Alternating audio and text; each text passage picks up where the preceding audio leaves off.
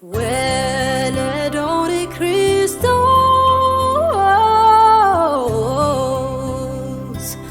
Weledoni Christos. New generation for Christ. You're a good, good Father. It's who you are. It's who you are. It's who you are. Oh, I heard. ታሳል ሴት ድማ ምስኦም ተላዘብ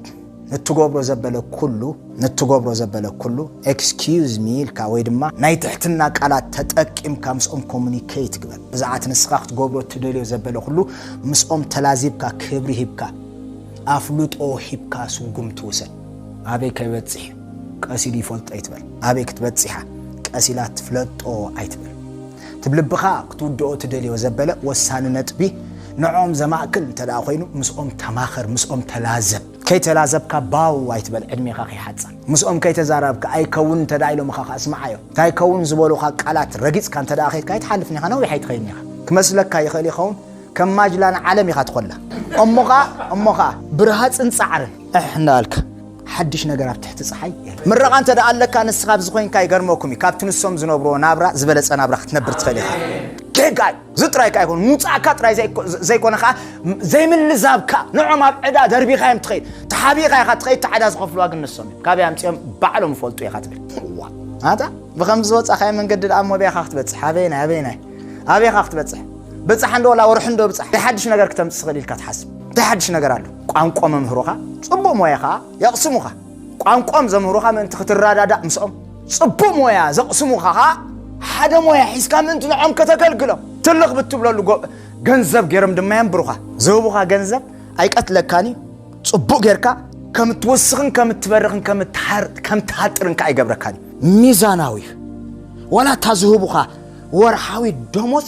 ከመገረም ከምዝሁቡኻ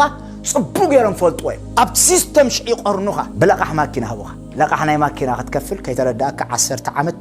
ለቃሕ ናይ ገዛ ክትከፍል 30 ዓመት ለቃሕ ናይ ገለ ክትከፍል ከይተረዳእካ ሸይብካ ወዲ 75 ዓመት ትኸው ጥሮታ ከተረከብ ሽዑ ተኸፍሉ ዋጋ ኣብዝሕ ቅድምናይ ጥሮታ ጊዜኻ ድናሰ ከይጋጥመካ ሕማም ከይጋጥመካ ሓደጋ ከይጋጥመካ ስንክልና ከይጋጥመካ ወዲ 70 ዓመት ጥሮታ ዝወጥ ብድሕር ወዲ 70 ዓመት ደሞዝካ ከምዚሉ ተኣኻኺቡ ዝሃብካዮ ዘበለ ኩሉ ኢንሹራንስ ተመሊሱ ስለ ዝበካ ኩሎም 70 ዓመት እናራእዮም ዝነብሩ 70 ዓመት ኣታ ድሕር 70 ዓመት ዳሞ እንታይ ኢኻ ድሕር 70 ዓመት ኮ ለበዋይኻ ተብዝሕ ድሕር 70 ዓመት ኮ ጉድጓዲ ኻትሪ ድሕር 70 ዓመት ኮ የለኻን ኮ በቃ 70 ዓመት ንኸተርክባ ትቃለስ 70 ዓመት ምስ ሕልፍ መሰበልካ እፎይ ትብል ምክንያት እፎይ ዘብለካ ዘሎ ካብቲ ዝነበረካ ጻዕሪ ስለዚ አረፍካ ዳንበር ካብ ዝነበረካ ጻዕሪ ምዕራፍካ ምድናስካ ምዃን ይትፈልጥን ኢኻ ሰብ ዘብሎ በገጽ ምድሪ ምስራሕ ንሰብ ዘብሎ በገጽ ምድሪ ዘይ ምስራሕ ይኮነን ንሞባይልካ ምስራሕ እንደቋርጻ ክትመውት ሰብ ንመውት ማዓሲ ይቅልጥፍ መሲልኩም ካብ ስራሕ ደው ክብል ከሎ ጥሮታ እንተ ዳወጽም ካብ ስራሕም ደው ዝብሉ አይርድኦም እዩ እና ሞትዮም ዝغዱ ነጥብ ዘመን ህይወት ካሙሉ ዝሃብካ ማብ ኢንሹራንስ ዘእተካየ ገንዘብ ምን ትኽትቅበልካስ ነ7 ዓመት ናፍቅ በዕላማ ዘይነብር ህይወት እዚ ዕላማ ናይ ናቅፋ ዕላማ ናይ ዶላር ዕላማ ናይ ትስኻት ትነብረሉ ዘለኻ ዝሁቡኻ ገንዘብ ኣብ ግምት ብምእታው ብኳልኩሌሽን ናይ ባንኪ እና ነበርካ ክትከይድ ከለኻስ እንታይ ኢኻ ክትገብር ጸኒሕኻ 7 ዓመት አበይ ሕሊፍካዮ ማዓስቶም ደቂ 7 ዓመት ኮይኖም ዘለው እንተ ዳይልና ሜቢ ቅርሚ 40 ዓመት ደቂ 30 ነይሮም ቅድሚ 45 ዓመት ደቂ 25 ነይሮም ቅድሚ 50 ዓመት ደቂ 20 ዓመት ከማ ኻይም ነይሮም ክንደይ ዓመት ተቐሚጥካ ተዳይልኩሞ ኣብ ከምዛ ዓዲ 10 ዓመት ኣብ ከምዚኣ እስከስከስካ ሓዘለይ 15 ዓመት ወቀጽል 10 ዓመት ክንደይ ኮይን ይዝብለካ ክንደይ ኮይን 25 እንዴ ኣብ ከምዛ ዓመት ከኣብዛ ዓዲ ኸ 5 ዓመት ክንደይ ኮይና 30 ኣብ ከምዚ ድማ 10 ዓመት ኣብ ከም ስራሕ ድማ ክንደይ ኮይኑ ተዳይልካ ሓደ ግዜ ዕድሚኡ ቀዲሞ ይሓልፍ አርእስተይ ንስ ይኮነን አርእስተይ ምሰቦኻን አዲኻን ከይተዛራረብካ ትጎብሮ ዘበለ ብሙሉ ንሶም ከፍ ቆዱልካ ትጎብሮ ዘበለ ኣብ ህይወትካ ዲስትራክሽን ዘምጽእ ምክንያቱ ነቦኻን ነዲኻን ምኽባር እተርእየሉ ሚስጥር ሓደ ምዝርራብ ስለ ዝኾነ ኣብ ምድሪ ዕድሜኻ ክነውሕ ካልኣይ ክጽብቀልካ እንተዳ ኮይኑ ኣቦኻን አዲኻን ከተኽብር ኣለካ እዚኣ بزخونه يكون ملكي زي تلوت أي تلوت بتصوم أي تلوت عدم مقيار أي تلوت بمهلال أي تلوت سلا زغلغل كايتلوطلكا فصم تخفلا دأمبر تواغا فصم يخازي تملط فلاي حجاب ايدكم تدا الله تطقملهم صبق يركم ابخانا ديخان مخبار صبق يركا تطقمل ابز دليون زي دليون لكريستنا خواغا عداغا زي اتون زبولو خازبل كله ناغبر كانبر نحاتيا تسامع يكونكم زغبو كبري بمحب ناملخ زلك مخبار هري جمرتا እግዚአብሔር ካላይ አቦናደን ብድሕሪው ርእስ ካን ካዲን جمرتا እግዚአብሔር አዚዙ ይኸትብ ዘለካ ቦይናደን ከخبر ምስ እግዚአብሔር ዝጻረር ትእዛዝ እንተዳውጽም ድማ ዋና አለው መጽሐፍ ቅዱስ ንስልጣን ዘበለን ምእዛዝ ነበሮም ልቢ ናይ አምላኽ ሰባት ብዙሓት ኢኻ ትሪ ዳንኤል ኣብ 30 መዓልታት ዝኾነ ሰብ ዝኾነ አምላኽ ይዝብሎ ዘበለስ አይስገድ ተባሂል ወፂ بجكاتي ንጉስ ናቡከደነጾር ዘዳሎ حاولت ناي ورقي አይሰግድን የምስበለ ናብ አፍ አንበሳ ደርቤማ ናብ አፍ አንበሳ ምስ ደርቤዮ ንጽባሒቱ ንጉስ መጺው ነቲ እምኒ ክፈትዎ ምስወሎም ምስከፈትዎ አታ ዳንኤል ተተምሉኻ አምላኽስ ካብቲ ዝተደርበኻዮ ካብ አፍ አንበሳ ሳድ አናጊፉ ካዶ ድሒኑ ካዶ ምስበሎ ስልጣን ናይ ንጉስ አይተንከፈን ንጉስ ነዘላለም ይና ናቡከደነጾር ሕጂ ኻተ መሊስ ካገለ ይቦላል ንጉስ አማራና ብስኮይንስ ንጉስ ነዘላለም ያው ይበር አይነት ብሩኻት ንስልጣን ናይ ነገስታት ንስልጣን ናይ ስድራ ቤት ዘኽብሩ ናይ አምላኽ ሰባት ነይሮም ስልጣን ዝረድኦም ሰባት ነይሮም ስልጣን ናይ ፋሚሊ ዘኽብር ስልጣኑ ብዝኾዶ ዘበለ ሁሉ ይኽብረሉ እዩ ስልጣን ናይ ፋሚሊ ኻኽ ተኽብር ኣለካ the same time ድማለቀኦም ስልጣን ናይ ነገስታት ብዙ ዓይነት ስልጣናት አሎ በሐፈሻ ግን ዕድሜኻ ክነውሕ ክጽብቀልካን አምንታይ ዝጥቅለል ኣብ ምኽባር አቦን አደን ካልኤት ገጽ ከም ትስጋውያን አቦታትን አዴታትን ዘለው ከምኻ መንፈሳውያን አቦታትን አዴታትን አለው እዚ ኩላህና ዘይንኽሕዶ ሓቂ ስጋውያን አቦታትን አዴታትን ምስኽበርካይም ኣብ ምድሪ ዕድሜኻ ከም ዝነውሕ ከም ዝጽብቀልካ መንፈሳውያን አቦታትካን አዴታትካን ብምኽባር ድማ ኣብ ገጽ ምድሪ ዝነውሕ ምንዋሕ ናይ ዕድመ አሎ ናይ ብዙሓት ሰባት አገልገልቲ ኣብ ገጽ ምድሪ ገለ ጸጋ ይግለጽ እትስተገልጽ ጸጋ ንምድፋር አቦታትን አዴታትን ስለዝጥቆሙሉ እዩ ነውሕ ዘይከዱ ዕድሜዮም ዝሓጽር ብዙሓት አገልገልቲ ሪኢኹም ትፈልጡ ዲኹም ካብ ገጽ ምድሪ ህይወቶም ዝግዕዝ ኣይኮንኩን ዝብለኩም ዘሎ ነበረ ዝበሃል ጸጋ ወይ በኸምዚ ጸጋ ያገልግል ነይረ አነ ከምዚ ዓይነት አገልግሎት ነይሩን ከምዚ ዓይነት ትግሃት ነይሩን ከምዚ ዓይነት ጸዓት ነይሩን ዝብለካ ጽቡቕ ጌርካ ተቸገር ኣብዚ ጉዳይ እዚ ዝተባላሽዎ ሰብ ኮይኑ ዝጸንሕ ብዝተገልጽ ኣብ ህይወቱ ጸጋ ንምንዓቕ አቦን ኣዲዩን ይጥቀመሉ ካብኦም ኣነ ይበልጽ ይብል ካብኦም ኣነ ይሓይሽ ይብል ንሶም ዳንታይ ገይሮም ኣነ ዳ ብዙሕ ገበርኩ ይብል ንሶም ዳንታይ ኣፍርዮም ኣነ ብዙሕ ዘፍረኹ ይብል እዚኦም ደኣሞ ኢሉ ንዖም ንመናእሲ ነጥቢ ይጥቀመሎም ንሱ ግና ከም ዝበለጸ ካብ ገዛሩስ ዝተበገሰ ሰብ ገይሩ ዝቆጽር ካባታቶም ከም ዝተወርሰ ስለ ዝንግዑ ትጸጋኻው ሓፍ ዝብል ኢየሱስ ክርስቶስ ሐዋርያት ኮይኖም ንኽግለጹ ዝሰራሓሎም ኣብ ራብዓይ ምዕራፍ ዮሐንስ ክዛረብ ከሎ ብዙሓት ጻዓሩሉ ኢሎም ቅድሚኹም ተጻዓረሉ ጻዕሪ ኢኹም ንስኹም ኣቲኹም ዘለኹም ኢሎም ብዙሓት ጻዓሩሉ ንስኻትኩም ድማ ብጻዕሮም ኣትኹም እቲ ሓደ ይዘርእ እቲ ሓደ ድማ ይዓጽድ ስለዚ ጽዒሮም ኣብ ጻዕሮም ኣቲኹም ንዖም ዘለኩም ክብሪ ተናእስዎ ተዓጽድዎ ከይውሕደኩም ገለ ዕማኾ ምስ ሓዙ ገለ ጸጋታት ኣብ ህይወቶም ምስ ተገልጸ ገለ ዕማኹ ሒስካ ክትዓጽድ ከለኻ ገለ ጸጋታት ኣባኻ ክዕጸድ ምስ ረኣኻ ንኻልኦት ንምናኣስ ንኻልኦት ንምቅላል ክትጥቀመሉ እንተደኣ ጀሚርካ ካሊእ ዕማኹ ከይሓስካ እዩ ዝውዳእካ ዘመን ምክንያቱ ተዘሪኡ በቂሉ ጻዕዲ ምድሪ ድሮና ዓጺድ ከም ዝጻዕደወት ረኣዩ ኢሎም ኢየሱስ ክርስቶስ እቲ ጻዕዲ ዘሎ ምጽዕዳው ማለት ትእኽሊ ጻዕዲ ንዓጺድ በጽሑ እስትሪዎ ዘለኹም ብሙሉእ እኽሊ ካልኦትዮም ሓሪሶም ካልኦትዮም ዋጋ ከፊሎም ካልኦትዮም ዝግበር ዘበለ ሁሉ ገይሮም ንስኹም ግን ኣብ ዓጺድ ኢኹም ኣትዮም ዓጺድ ቀላል እያ ናይ ሓንቲ መዓልቲ 2-3 መዓልቲ ስራሕ ሞኻ ሃብቲ በሎ እዩ ስለዚ ሓደ ዕማኾ ናይ ጸጋ ብህይወቶም ምስተራእየ ናይ ጸጋ ዝተገልጸ ገለገለ ጸጋታት ነቶም ቅድሚኦም ዝነበሩ የናእሱ ብድሕሪኦም ዝተገልጹ ዘበሉ ከዓ የናዕቑ የስተናዕቑ ኣታ ንሕና እኮ ከደይና ገይርና ንሕና እኮ ዝዓየነ ንስኹም ዳ ተነቢኻ ዲኻ أجانت دي خطوة زلقة حومات فويسة بلا لقة أتان حنا كو نام بالي خير نبدو حريز اللو ينعق نتوم كرميو استغلصوا بدحريو استغلصوا كابلوم جميلهم زتغلصوا خالو دما نا صلا بطعم يستقملو أبوتاتن منفسا ولودن زيردهم حلفنت زغودلهم سبات أبايتا زتغبرو حق يزنغركم زلو نفعت ولود يكون مغنياتو أبوتاتن أديتاتن بقدمت كم زنبرو واغا خمس خفلهم ايردؤمني كابز تبديسم دما نساتهم نفعات أبوتات يكونون نتوم زتون سوء ولود إنا آسيوم زوقوا أتابعوهم تاب هيوتهم تقلت أتسأقان من آسي تكمل كانتا يستبقسن ترى الكفتوش تقابكن استبقسن يقنقلو نتستولد حدش ولاد يقنقلو تو تقلت زولت أقاب سلازي تقلت يقنقلو ناتاتهم فرموخانوس يزنقل نسوم دما ناي كالي فرموخانو አይዝኩሩን መንፈሳውያን አቦታት ካናዴታት ካን ዘይ መخبار መንፈሳውያን ውሉድ ነኸይህልው ኻይ ዝገብር መንፈሳውያን ውሉድ ከም ዘይህልው ኻይ ዝገብር ዘሐልፍ ጸጋፍ ካልኦት የለ እንደ አይነት ጸጋ ተሐልፍ ተዳይና ወራ ተሐልፍ በቃ ዘውሪው ውሉዳት ይበዝሑልካ ተውርን ተዳ ኮንካ ዝውለዱልካ ሁሉም ናይ ወራ ዘረባ ዘብዝሑን ዘውሪው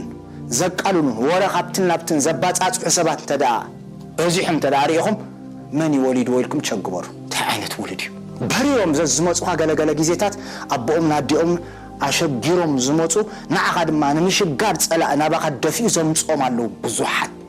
نزيم كنغير كاتحافو بينا ملك خميلكا يملسن بر نابوم نابديوم بر يملسو تحت بر يبلو خيل يخد او خي عري ابزي عرينيو او خي تعريو ابزي اي عرين يوم تعريو املاح زابون بريفليج سيروم يمصم كالي سبر من تخسبرو منفسان ابوتاتن اديتاتن كم زلو فصيمو زيفلط